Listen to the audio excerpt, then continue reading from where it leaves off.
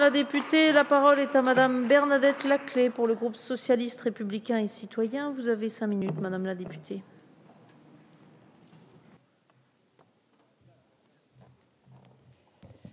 Madame la présidente, mesdames les ministres, monsieur le rapporteur, mesdames les rapporteurs, mesdames les présidentes de commission, chers collègues, alors que nous approchons de la fin de cette discussion générale, permettez-moi de rentrer un peu plus précisément dans le texte et particulièrement sur des dispositions dont on parle peut-être peu et pourtant concernent un nombre important de nos concitoyens et des secteurs clés de notre économie comme l'agriculture, l'alimentaire et le tourisme. Il s'agit bien sûr de l'emploi saisonnier, des articles 39 et suivants qui s'y rapportent.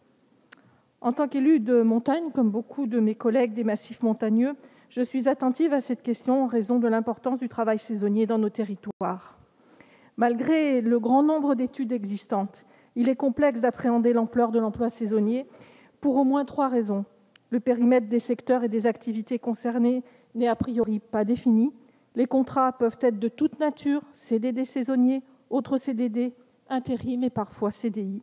Et les méthodes de mesure de cet emploi sont très diverses.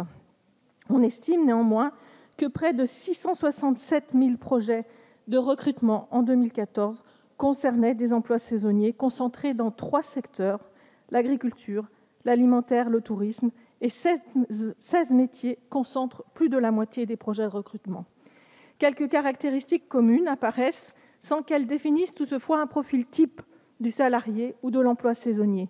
Les salariés sont plutôt jeunes, sont plus souvent des femmes, les emplois sont majoritairement peu qualifiés, rémunérés au niveau du SMIC ou légèrement au-dessus, et les contrats ne sont pas systématiquement à temps plein, avec des problématiques spécifiques liées à certains secteurs, comme par exemple en zone de montagne, où leur emploi peut connaître des vicissitudes liées au gré des aléas climatiques, comme nous l'avons vécu cette année, avec un enneigement tardif de nos massifs, y compris en haute montagne. La discontinuité des parcours et la précarité de l'emploi sont donc une problématique clé du travail saisonnier, mettant en lumière les difficultés de formation des salariés et de façon sous-jacente la question de leur financement. Toutefois, tous les saisonniers n'ont pas les mêmes profils et les enjeux de sécurisation des parcours doivent être examinés avec en tête cette diversité. À ces caractéristiques associées à de l'emploi précaire ou de mauvaise qualité s'ajoute une fidélisation des salariés assez peu développée, à l'exception de quelques secteurs, et malgré la possibilité offerte déjà aux employeurs de recourir à une clause de reconduction de contrat. Je vous remercie, Madame la Ministre, dans le prolongement des engagements du Premier ministre lors du Conseil national de la montagne du 25 septembre à Chamonix, d'avoir permis, grâce aux articles figurant dans le texte que vous nous proposez, que nous puissions débattre de ces questions et, je l'espère, enrichir ce texte. Nous avons bien compris votre souhait d'encourager la reconduction plus systématique des contrats d'une saison sur l'autre, avec l'ouverture d'une négociation par branche, puis recours à des ordonnances en cas d'échec des négociations.